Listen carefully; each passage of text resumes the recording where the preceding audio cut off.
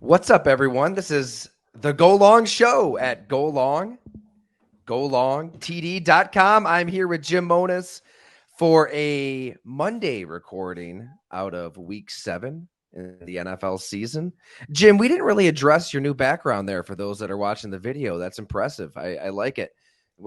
I feel like you're not in a dungeon anymore. We were talking to Jim Monas in the dark last time, and now you really you got it looking nice. Tyler, what's happening on a Monday? As we like to say, Monday's still fun day in Charleston, South Carolina, which leads to the background a little bit. Those are special places to me. I have Charleston in the background with the moon and the palm trees. Folly Beach, little cartoon photo of Folly Beach, South Carolina, where I live, where my son was born. And then the Minnesota Miracle, which can be a little confusing if you can see it in there. I have no connection to the Vikings or digs, but I am a gambler. And in the gambling world, sometimes you have your worst bad beat of your life, and that would be the Minnesota Miracle for me, and I survived it.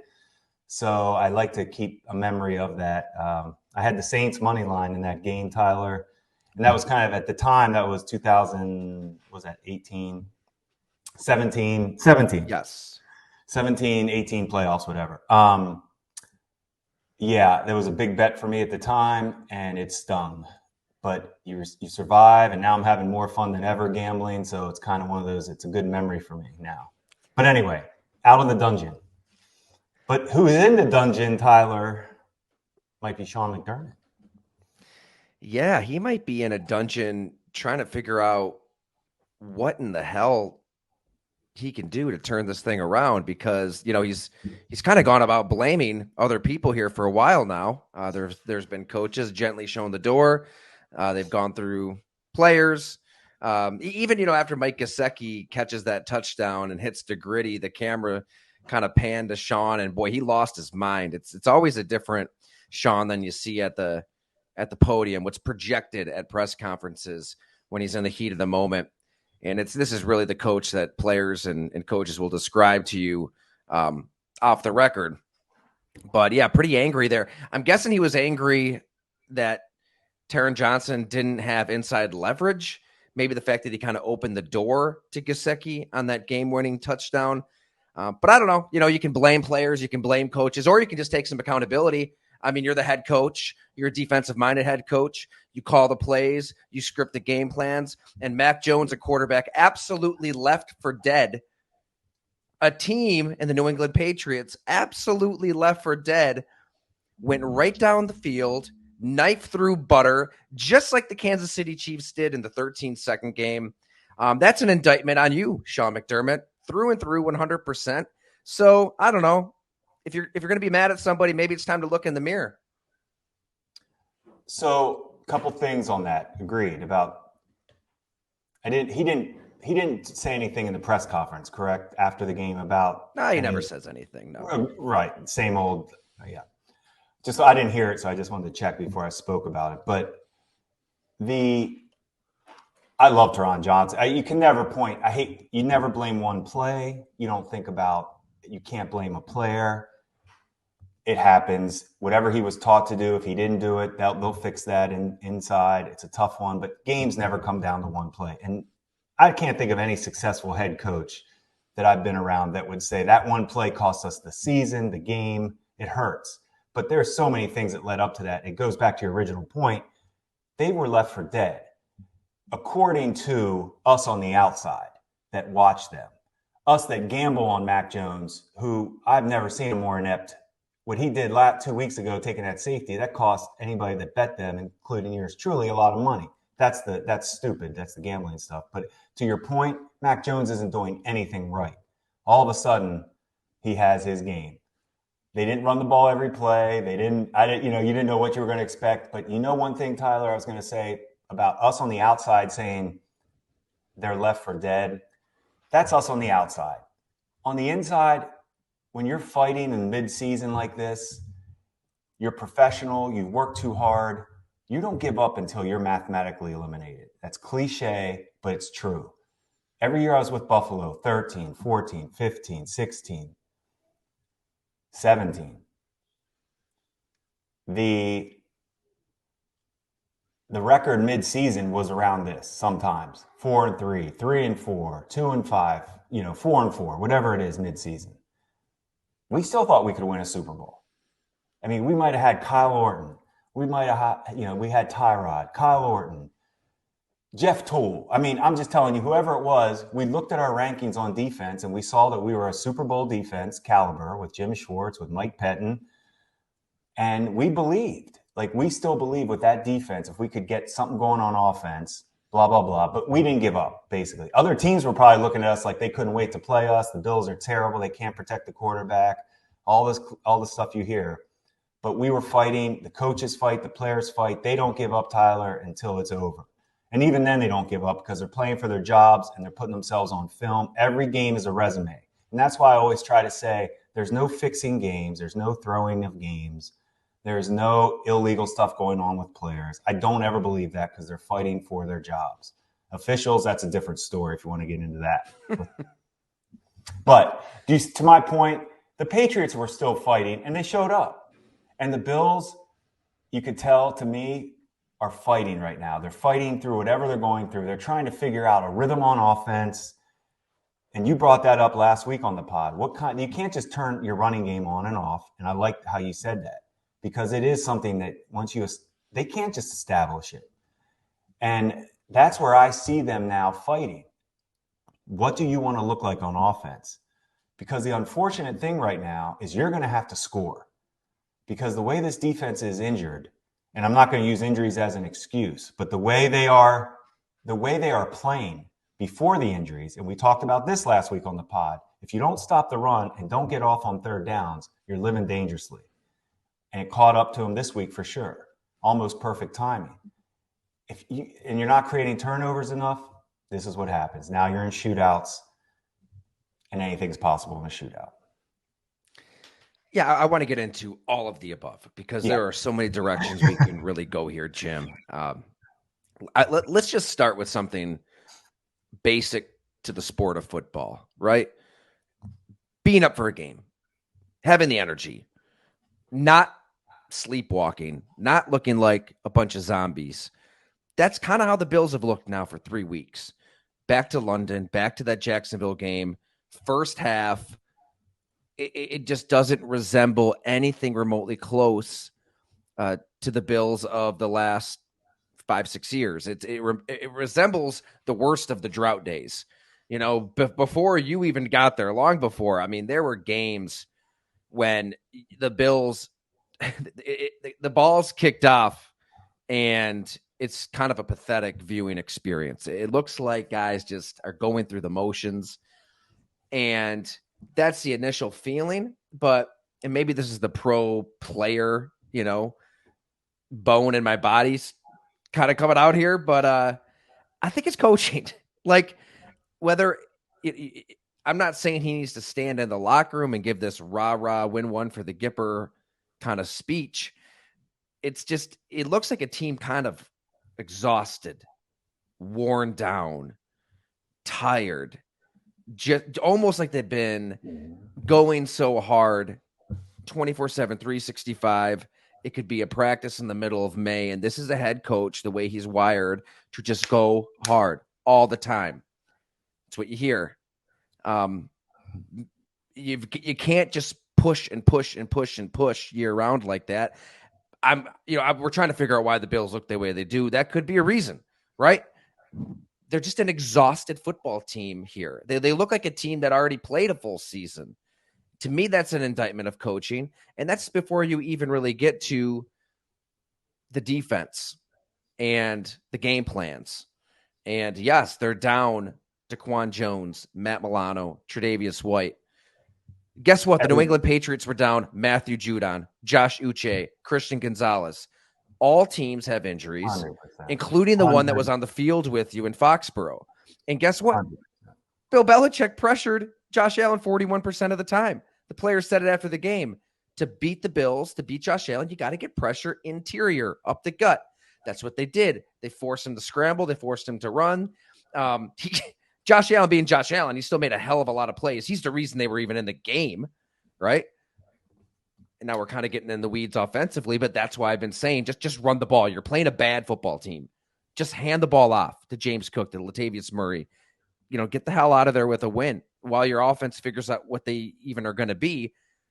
Instead, I think they ran the ball to backs 17 times on 66 plays. And so you kind of play into Bill Belichick's trap in that regard. So that's where Sean McDermott is outcoached too. And look, people can blame Ken Dorsey all they want, which is just silly to me. Like, he's the offensive coordinator. Sean is the head coach. It's any head coach of any football team. They're not just locking themselves in a dungeon when it's the offense is on the field. Like, he's the one in charge. So that's an indictment of him as well. It's just we hear all the time about complimentary football. Well, that's a coaching thing. It was all a miss for the Bills. So whether how they looked, whatever kind of energy they have right now to the game plan against a bad team. And you're right. I mean, I just pulled up Mac Jones's numbers. It just bears repeating the last few weeks. Yeah. I mean, they beat the Jets. He completes half of his passes. It's just kind of a sad football game, but they beat the Jets. And then after that, Mac Jones is 12-21 for 150 yards with 2 interceptions, and they lose 38-3 to Dallas. The next week, 12 of 22, 110 yards, 2 interceptions, a lost fumble, and they lose 34-0 to the New Orleans Saints. And then you have the safety play, the loss to the Raiders, when he actually did have that throw dropped by Devontae Parker late in the game, but still he only threw for 200 yards on 33 attempts with another interception. So, I mean, you could make the case that of all the starting quarterbacks in the NFL, Mac Jones into this game against the Bills was playing worse than anybody. I mean, my God, they're talking about Malik Cunningham, right? This undrafted athlete maybe getting snaps. And so that's how bad it's really gotten. And I kind of buried the lead. They benched Mac Jones twice already through that stretch. So I guess, I think the question here too, Jim, is I'm not there yet because of Allen, because of Diggs, because you still have the 2 most important players on the team healthy that can win a shootout. I'm not ready to declare this a lost season. But the question is this just an average team with an average defensive mind for a head coach? I don't think it's an average team, but I'm starting to wonder if this is just kind of an average defensive mind. Because a really elite defensive mind, they find a way to work through injuries and beat Mac Jones and Mike Gesicki and Ramondre Stevenson in this offense that's been pathetic most of the season. They find a way to win that game. I think fans today, they're trying to figure out what to blame for this. And that's what we're trying to do here. And there's a lot of directions you can go, but I'm just really taking 7 years into consideration here. And the fact that we've seen a lot of other people blamed. What did you hear after 13 seconds? Execution. Code for the players screwed up, not me. Well, as we wrote then, and as we've learned even more since then, that is an incorrect conclusion. If players are to blame, it wasn't on the players. So on the head coach. The head coach is still standing, and this is a bad loss. They're lucky to be 4-3, still in the mix in a muddled AFC with another hobbling offense on tap in the Tampa Bay Buccaneers. I just rewatched Tampa Bay Atlanta. Honestly, I wish I hadn't. It was difficult to watch. So, I mean, if you let Baker Mayfield and the Bucs, the way they're playing right now, kind of waltz into town and win, I don't know. I'm tired of talking about get right games because before you know it, you're going to be the get right game for other teams. I can't stop laughing how you said that about Atlanta, Tampa. I always get my stomach like gets in knots before I hit play on a game I'm going to watch. Cause I'm like, oh, do I really want to watch this game? I already know it's going to look ridiculous. 2 quarterbacks that just whatever. To your point, the other reason this Tampa game is without question, it's a Thursday night at home.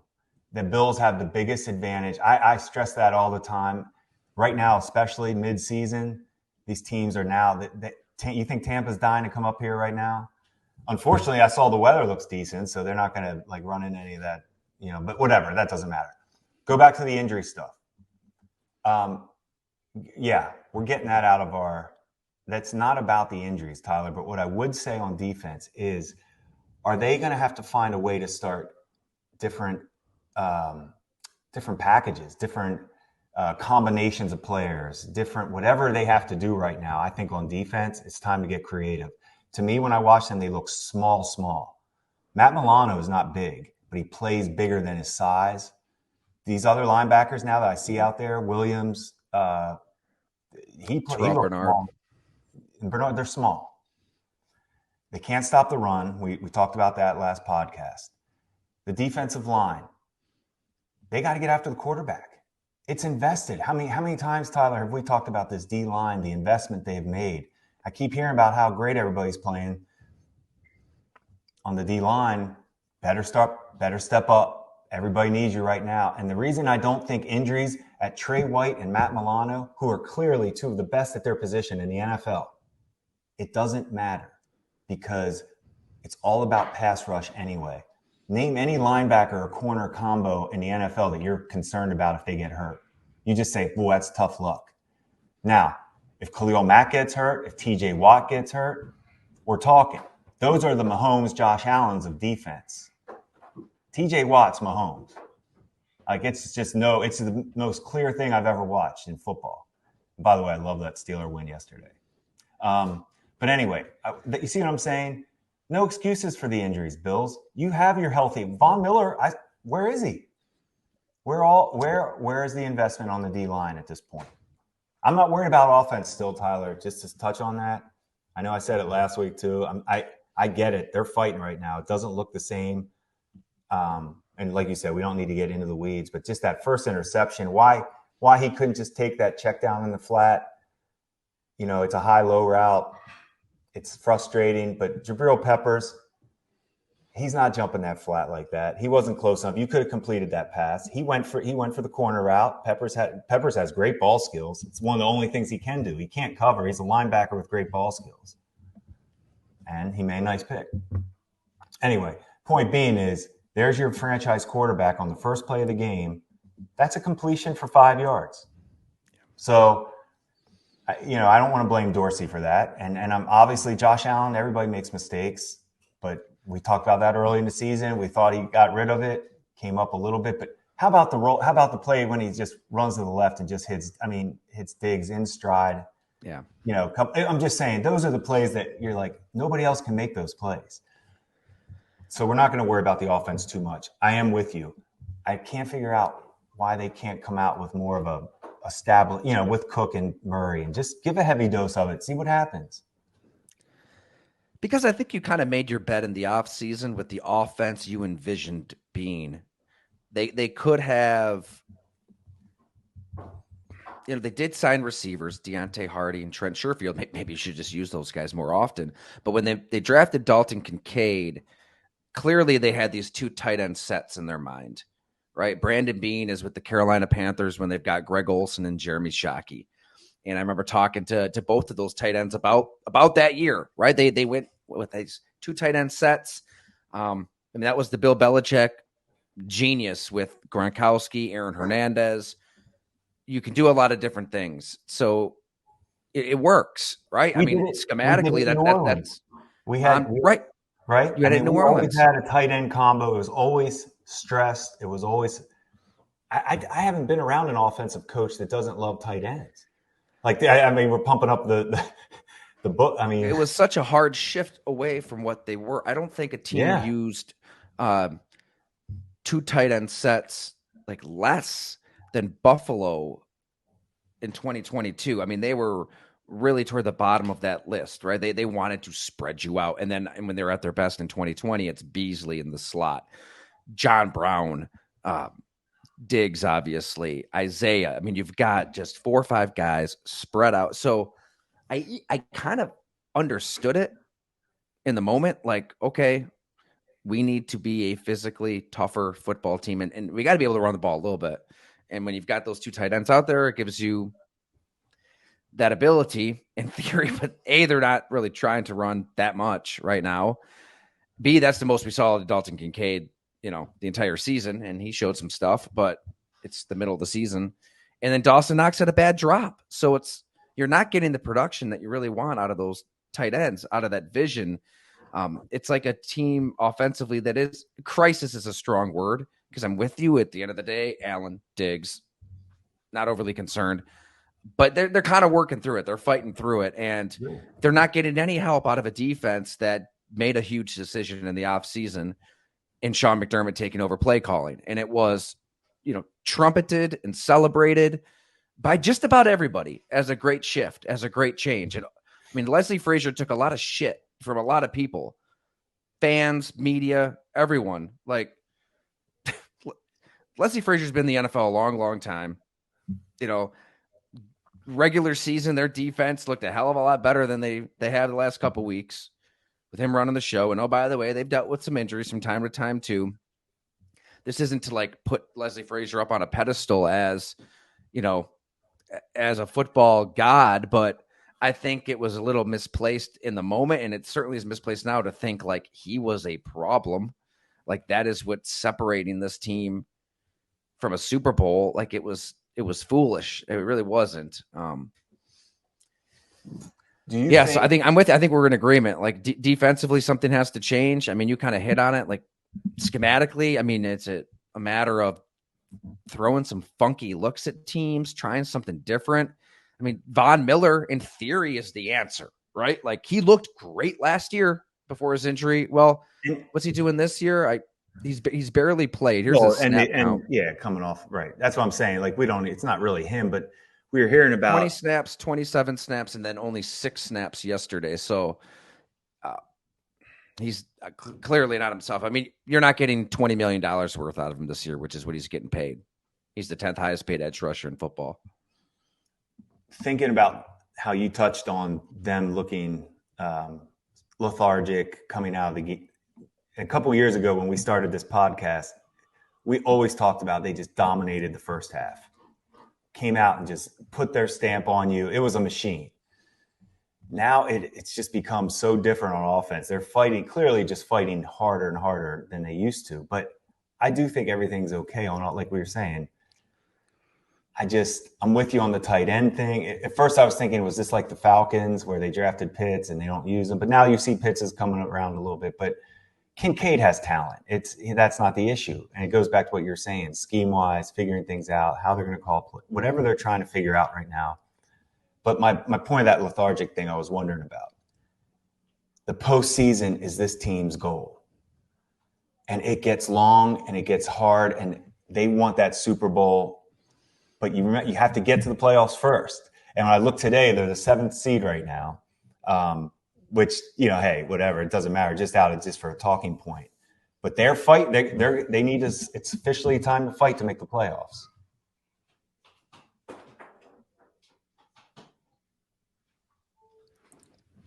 Had to plug in the old laptop there for those looking. We're good.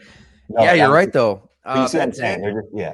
They're just fighting now to make, they have to make sure, take care of business, start figuring this out. But what we talked about is still ahead of them. The postseason and being as healthy as you possibly can for that postseason run. Is that going to be what they're doing with Von Miller? Are we making sure he's ready for this next push, this second half of the season to get right and use this as your primer for the postseason? That urgency probably sets in pretty soon, right? You're 4-3. I guess it helps that Miami lost to Philadelphia. I mean, and you've got, maybe it's too early to be thinking down those lines, but there should be a little urgency to want Von Miller out there when your defense needs a spark, needs somebody who scares the offense. But you could cliche it up that the get right game is this week, Thursday night at home. There is no better time to just come out and just, hey, everybody, let's take a breather. Let's beat a Tampa team that we should beat. I'm not going to say nothing's easy in the NFL. I'm not saying that. But they should win this game. This is your game to win. It's a short week. Anytime you have that home game on a Thursday, it's your game to win. too hard on Sean. I think that if he does seem kind of central to some problems here, particularly late game execution. Imagine if, right, they call that flag on Darren Waller last week, or that goes differently. I mean, you had Tyrod Taylor go right down the field on your defense at the end of the game too. So Tyrod Taylor, Mac Jones, back-to-back weeks have those kind of drives and that kind of moment. Late game moments have been this head coach's Achilles heel. It's why I've made that Marty Schottenheimer comparison.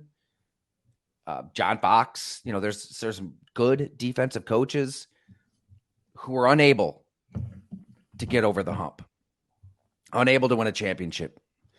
And it's a mentality for a lot of these guys. They don't have that killer instinct, right? Like, and knowing, when to go for it, when not to go for it. Just shut the door. Because look, he takes chances now defensively as a play call. You saw it in Jacksonville with that blitz on Trevor Lawrence. But guess what? There's Calvin Ridley one-on-one with Micah Hyde. He makes the throw. It's game over. There's just he's just missing that finishing touch. And it's nothing new. 2019 Texans wild card, blow the 16-0 lead. 2020 AFC Championship game, ran off the field.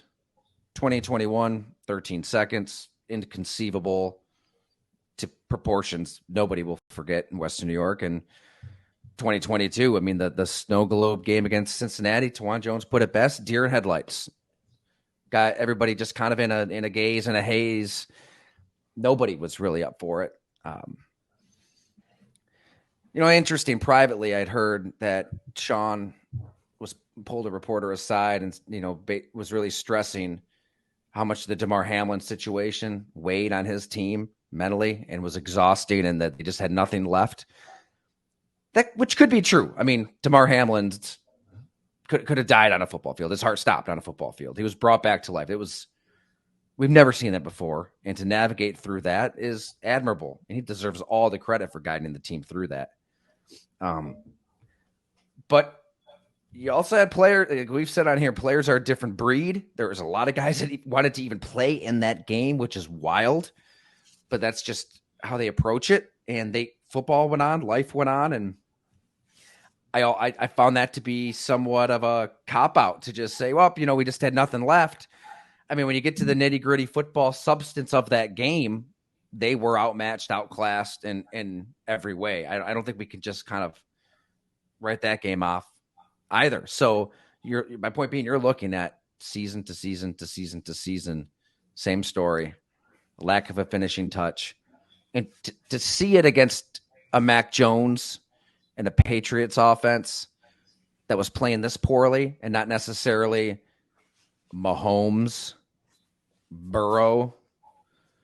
I get why Bills fans are pissed off today. They should be pissed off, and it's encouraging that fans are demanding more than a division banner to hoist. Like, this is a window that can come and go in a hurry. They should be demanding more when Josh Allen's your quarterback and Stephon Diggs is your receiver. It only lasts so long. Tampa Bay coming to town. You better take care of Baker Mayfield and the Bucs if you're Buffalo. Those Boo Birds will be out, and justifiably so, if the Bucs are the knife through butter. What if, when we talk about Sean, it's not the XO for me? I'm wondering, you see that he and Dable have that friction relationship. He and Leslie Frazier. You see what I'm saying? There's always a common, is it Dorsey and McDermott get along? You're the head coach, your coordinators and assistant coach hires. That's your biggest thing. Like, those shouldn't be issues. You shouldn't have friction with those guys, because at some point, I think you have to look in the mirror, because you're hiring them. And those should be, I always say, when you see Sean Payton's staff, you see the loyalty. You see him take guys from New Orleans to Denver. I see Joe Vitt behind Sean Payton. Joe Vitt retired years ago from the NFL, but he's doing something right now for Denver. I'm not sure what. But I love that. I love that there's those guys that you have your right-hand man as a coach. You have to have somebody as a coach that you trust, because it's hard to trust people. We dealt with that on the personnel side for Doug Whaley as a GM. It's hard to trust people below you because people want your jobs. And if you're losing assistants year in and year out, and you're switching coordinators, and the quarterback likes one coordinator better, does the quarterback get along with the head coach? That's your job as a head coach. So my thing is more, is Sean structuring this thing correctly? I don't think it's XO. He knows XO. That's proven. Sean runs Super Bowl caliber defenses. Sean knows all that. Off the charts, I think, XO stuff. Maybe is he surrounding himself with the right staff? That's where I'm at. Beautifully said. It's strange to see a winning football team with Josh Allen at quarterback lose assistant coaches to lateral jobs. And it's happened more than once, which speaks to a less than ideal workplace environment for a coaching staff. You just don't see it. Assistant coaches, they leave, but it's because they want to get interviews. They want to get promoted. They want to become coordinators or head coaches. And there seems to be a lack of good, productive relationships with this Buffalo staff over the last 6-7 years that you see on other teams. You saw it with the Saints. I saw it with the Packers, covering them. It's funny, like Mike McCarthy was not without his fault. He did win a Super Bowl, and they did have really good assistants. And the only problem really was, like, his thing was, look, if you're under contract, you've got that security. He did not like firing people as coaches. He wanted that continuity, to your point. It drove fans a little batty, right? When Dom Capers is getting harpooned by Colin Kaepernick in the read option in 2012, and again in 2013, and the NFC Championship in 2014, and the Cardinals OT loss in 15, NFC Championship loss to the Falcons, giving up 44 points. And like, they had some brutal playoff losses, but they had the continuity. What kind of upset some of those assistants is they were blocked. They weren't able to interview for other jobs. So that was kind of like the give and take there for their staff, where this is not normal. And I'm not sure how long the honeymoon period lasts, right? When you have a 17-year playoff drought, I think that period has expired. And like I said, that's a credit anecdotally, right? I'm just talking to family, to friends, to these diehard fans around, and they're unhappy. And I hear them loud and clear, and I couldn't agree more with their unhappiness. I think it's justified. And that's a really good point on differentiating X's and O's from, like, those other 6 days of the week, and just working together. And the one thing I will say too, in my opinion, if Sean can handle being a head coach and calling the defense, I definitely think he can. I don't think that's too much. I've been around Andy Reid and Sean Payton winning Super Bowls, calling offenses. What the coordinators do, like, they need if you're going to call the defense, then whoever his right-hand man is preparing, pretty much the call sheet and how he wants, and Sean knows what he's going to call, but that's how it works on offense. Like, Pete Carmichael for New Orleans would prepare however you want to call it, the play sheet. Sean Payton then rolls with it. You can do both. That's your baby. It's your baby. You know it inside and out. Well, a good uplifting podcast for the Bills fans seeking out. I'm still No, I know you're in. I'm still in because, Tyler, I'm going to keep saying it. The more football I watch, the lack of quarterback play is maddening as a gambler. It's hard to find good quarterbacks, let alone one of the best. So as long as he's playing, I'm believing. Agreed. And we've had similar shows, right? The recording after the Wind game was an all-timer for sure. Hell, I can remember a couple of years ago when they were just walloped by the Colts at home, declaring the Bills a soft finesse football team. They turned it on at the right time at the end of that season, and that's the same season that Josh Allen got on that postseason heater, and they were ruined by the 13-second execution, overtime execution, and they were not hosting that AFC Championship game. So a lot can change. A lot. It's a long ass season. A lot can change. So we'll But see. all certainly, and like I said, this is pretty much every team right now in the NFL. Like if you don't think every team is battling, going through it right now, maybe not Kansas City. Kansas City's having some fun. Those dances in the suites. I'm all for Taylor Swift and Mahomes' wife. I'm good with it. Doesn't ruin my experience. I think it's fun because you know why? They're out there beating the brakes off teams, and their girlfriends and wives are celebrating. That's what a good high school football team does. Your girlfriends are hanging out on the sideline, and you're beating your team 50-0 at half. That's the Chiefs. I don't know. I kind of prefer the post touchdown camera shot in the booth of Matt Canada over Taylor Swift myself. That we were getting a lot of those in Steelers Rams. Give me some Canada reaction. I don't need to see Taylor Swift. I think Canada's going to be a head coach next year somehow. Something's going on because I can't watch their offense. It's unwatchable, but yet they're winning. They're 4-2. 4-2, and I couldn't love them more. I told you I was invested in them yesterday, and it was hard. Real quick on the Steelers. I mean, Kenny Pickett, George Pickens have this rapport that a lot of bad quarterback play, a lot of offenses going through their struggles. We wrote about it last week after I talked to Press Taylor, right? In week 6, it was a historic offense. In fact, if my connection's good, we should pull up some of those numbers here because it kind of blew my mind. So this is week 6, but it is kind of speaking to the bigger problem. So 18.4 points is what teams averaged offensively in week 6. You've got to go back to week 15 of the 2014 season to see something as low as that. That was 18.2. Only 2 teams in week 6 scored at least 27 points. That was the Jaguars and the Dolphins. That's crazy. The fewest since 1995. The last time that 10 teams won a game with 21 points or less was 1993. 23 teams in all scored 20 points or less in that week, the most ever. Quarterbacks combined for a passer rating of 78.6, the worst in 7 years. So, all of these rules are rigged toward the offense. There's flags thrown in ridiculous fashion every week.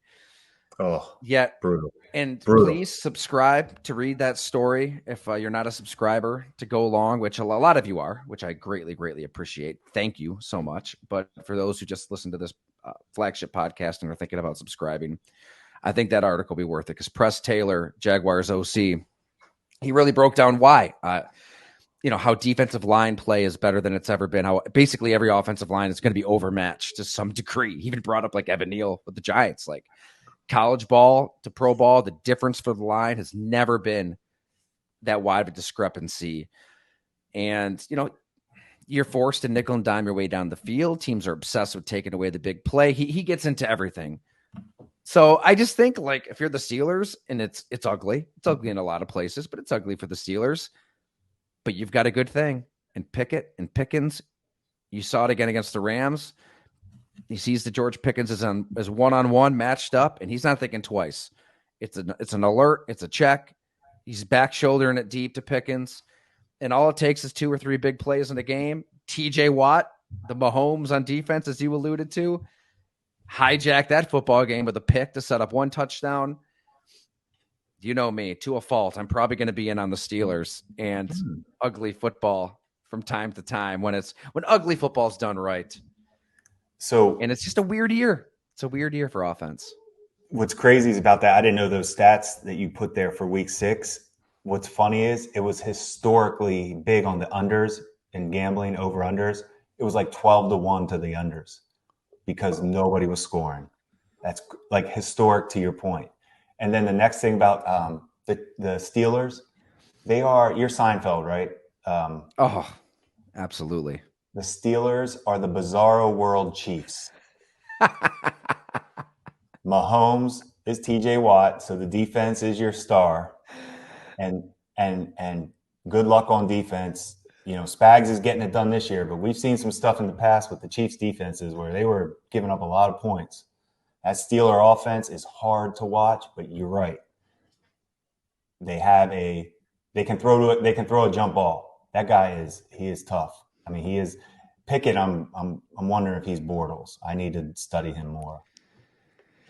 It's like the Steelers are sitting around the apartment reading for fun, right? That's when Elaine walked in on the Bizarro Seinfeld Friends, and they're just sitting around reading books. And yeah, your defense is the star, not your quarterback. It's TJ Watt. Man, yeah, it's an interesting team, and I'm going to spend a little bit of time around the Steelers, I think, this coming month to dive into that Bizarro world, right? Because there's nothing really like it. There isn't. Ask any gambler how hard it is to bet on their games, but you come away happy. But it is it's like the worst roller coaster you've ever been on. Betting on them it's is like a stomach. Ugh. It's like the zipper at the county fair, the Cat County Fair. You can't. This actually happened to me in high school. Remember the zipper? It's the thing you get in, and it kind of spins itself, and then it's on like a bigger spinner, and it's rotating. So I'm right. Growing up in Salamanca, going to high school at Ellicottville, not a lot going on down there, but that's why I loved it. Right? It was great. I'd move back to the sticks if we could. But yeah, go to the Cat County Fair for fun, and me and my buddy Bobby Meyer, he was the tight end on our football team. He had to have been like 6'4", 6'5", huge. We get into the zipper. I don't even know how he fit into it. Like he just is like all crammed in with his limbs. So we're on this thing, right? And the carnies are setting it up, and they're chewing tobacco, and yeah, I don't really need to describe a carny. You can picture what a carny looks like. Not the safest environment. So we're in the zipper, and all of a sudden, like little screws started coming out of it. Like 3 or 4 different screws came out of it. And we're like, we're gonna die. We're gonna die here at the Cat County Fair in the zipper. It was nice knowing you, but we get off safely. I informed the carny that particular car that we were in had screws coming out of it. I don't think he fixed it. I honestly, I don't think he cared. So that's betting on the Pittsburgh Steelers. You're in the zipper, and screws are falling out. Miserable.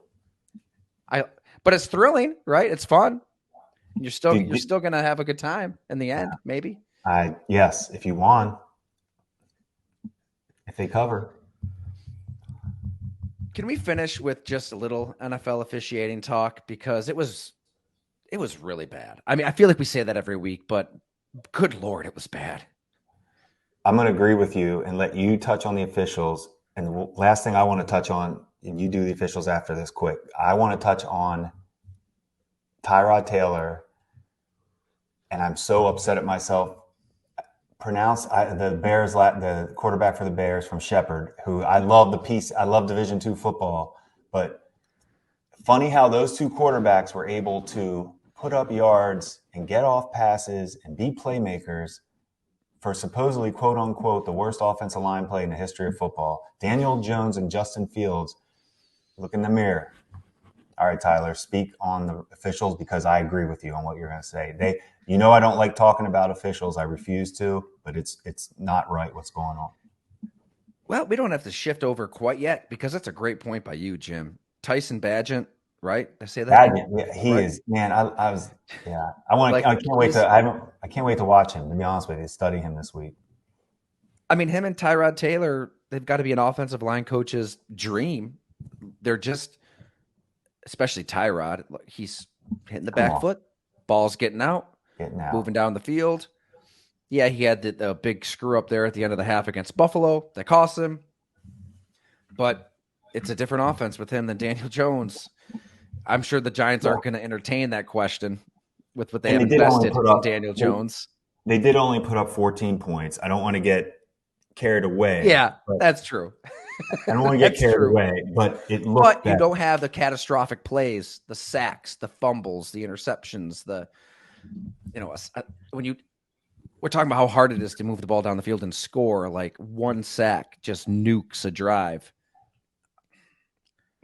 It's a great point, right? I mean, said it before. The Bears should have traded Justin Fields when they had the chance after that Commander game. And now watch, they're going to win some football games. Watch Carolina go on like a little run, and somebody else will get Caleb Williams. All right. The refs. And you're right. It's not fun. This isn't something we want to do, right? We don't want to sit around here and bitch about the refs. Nobody likes to. Nobody enjoys to. But we have to. I think that's the only way that anything can possibly change is like, well, this is a boutique website, podcast, go long. I get it. But like, maybe it takes every outlet, mainstream, boutique, pod, like anything, just pointing this out the next day. Because the NFL knows, by and large, everybody will just move to the next shiny object. Monday Night Football, Vikings, Niners, Kirk Cousins, Shanahan, fun graphic, fun teaser. Maybe they even work in a little movie promo when they preview the game on ESPN, and Peyton and Eli, they have a good old time. Like, we can't forget that the officials are as bad as this isn't being a prisoner of the moment. I think the officiating right now in 2023 is as bad as it's been since the replacement refs in 2012. And Lance Easley is signaling touchdown Golden Tate. I was there. I think it was Quest Field at the time, covering that one. I remember I had to file a story at the gun, like for online. So I saw that Russell Wilson threw this Hail Mary and it was completed. And I literally had to hit like send to my editor and then rush down to the locker room to get quotes. I didn't know till I got to the locker room and saw the players coming in and throwing towels and swearing and going nuts. Like, what the hell happened? But it's awful. We can go. Everybody saw football over the weekend, but the Colts just absolutely jobbed against the Browns. The illegal contact penalty negating a sack fumble to Forrest Buckner, ending that game. I mean, he wins the game, ends the game, and it's such a ticky-tack call that shouldn't have been called. And then a defensive pass interference on an uncatchable ball, places the ball at the 1. The Browns run it in. Last night, the Eagles were the better team. They were. That's why I wrote about them in our column today. Like, they showed me a lot, showed everybody a lot. I love the ruthless simplicity to what Nick Sirianni does with the tush push, with getting A.J. Brown, using A.J. Brown. There's a lot to love with the Eagles. The Dolphins were also penalized 10 times, and the Eagles weren't penalized at all. And I don't know how James Bradbury is called for a hold in the Super Bowl on Juju Smith-Schuster and isn't called for that face mask against Miami. The most obvious face mask that you can see. Christian Wilkins roughing the passer. Just another absolutely brutal call. It was you don't see it one-sided to that degree. It was really one-sided. Usually there's like bad calls kind of both ways. But pick your game. Bills, Patriots, awful. Josh Allen, got to be praising him so much on this show. Like, he's flopping like he's a European soccer player. It's pathetic for a 6'5", 247-pounder to be just jerking his neck back as much as he does to draw these flags. But you know what? I don't even blame Josh Allen, because that's what the league asks for. If you're going to throw these flags all over the place on roughing the passer, of course you're going to sell it to get 15 yards. And he did again. So it's bad across the board, this officiating. And I'm not sure what changes it. Brett Favre got into this on a show a couple weeks ago. Like, he's like, in terms of like the league siphoning out violence, that's not going to change. They're going to throw flags with that on the mind. And the rule books become so bureaucratic and so thick with nonsensical rules. And like, you almost can't even blame the officials, because they're trying to follow these abstract rules that don't really make much sense. And it's all in the name of player safety, in quotes. And it's a mess, and I don't even know how you fix it. And Favre's point was like, look, the players themselves, that they're getting paid a lot of money. Like, they're going to complain to an extent. Like, right, they're going to get paid. They're going to benefit from this to an extent. It almost just takes fans' uproar to maybe put a dent into this at all, and I don't think that it really will. Do you? No. I told you I hate it. I hate it. I don't disagree. I just refuse to. I almost block them out of my mind because you can't celebrate. I always go back to you can't ever celebrate a play. Like if you're rooting for a team, you have to wait. You have to just wait and look around and just please nothing. Is there a flag? This what could be wrong? What did somebody do? And it's become that way. Here's my only thing I'm going to say about I hate it. I would love if there's a way just to have every pass interference call reviewed, like just like a touchdown or a score or a turnover. Please just review it. Yeah, because it's game changing. They're just so game changing. They're as game changing as a turnover. So I that would be my why isn't it? They just don't want to. They want the human error. Like you want human error. You think it's valuable to the product? Hey, Dean Blandino. I work with Dean Blandino in the XFL. Maybe we can get him on the show for a 15-minute segment on officiating. Yeah. How funny. We should, please, open invite, bring him on. And how funny is it when they cut to like, is it Terry McCauley? Mm-hmm. He's disagreeing. Right. And the Bills Giants game, it was like he immediately was doing the NFL's bidding. Like, you can see, sometimes they're going to let this go. And then even Chris Collinsworth is like, he's holding Darren Waller the entire route here.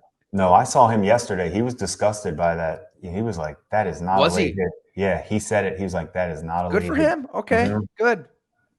Appreciate the honesty. I did like that I remember thinking, good for him for saying that. Like, I think I had the announcers muted yesterday watching that. Oh, I just have Red Zone on. I heard that on I know what it was. It was on a Red Zone. It was on a Red Zone clip because it was a big replay.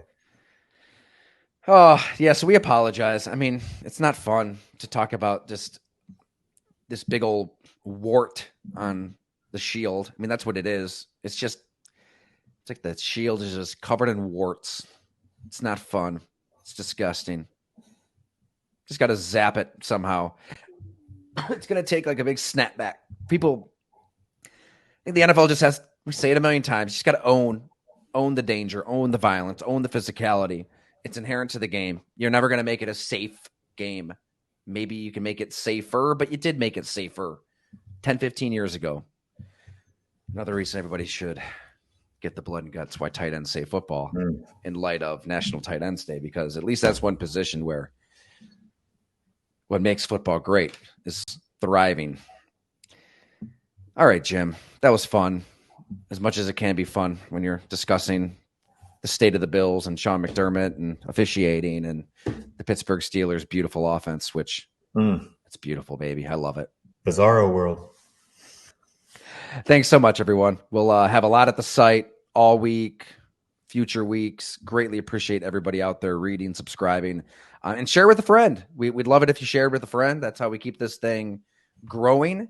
And when it comes to the podcast, of course, we're fueled by our friends at Fatty Beer Company, Orchard Park, Hamburg, downtown, Tonawanda, Kenmore. They're all over the place. Get in there. Get your seasonals. Get your pumpkin or the like. They'll have anything you want if you live here in Western New York, which Bills fans might be getting to that point. We need a little alcohol to numb a loss like that. So it's there for you. Thanks so much, everyone.